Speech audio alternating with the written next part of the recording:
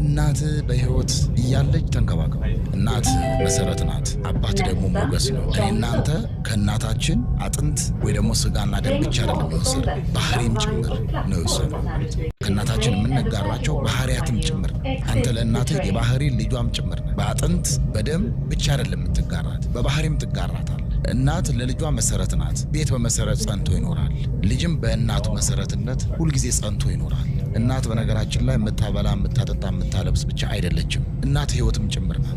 እናት ያለችውና እናት የሌለችው ሰውን ብትመለከት እናት ያለችው ሰው ደስተኛ ነው። ምክንያቱ ምንድነው? ስለበላ ስለጠጣ ብቻ አይደለም። የእናትነት መዓዛዋ መድኃኒት ነው። እናት የሌለው ሰውስ ቢበላ ቢጠጣ ቢያጌጥ ቅር ይለዋል፣ ጉድለት ይሰማዋል፣ ቅሬታ ይሰማዋል፣ አንገቱን ሰብሮ ይሄዳል። ምክንያቱም የእናትነት መዓዛ ስለተለየው። እናት በህይወት እያለች ተንከባከባት። ስትጠራ አቤት ማየ ማለት ነው። ስትልክስ ወዴትም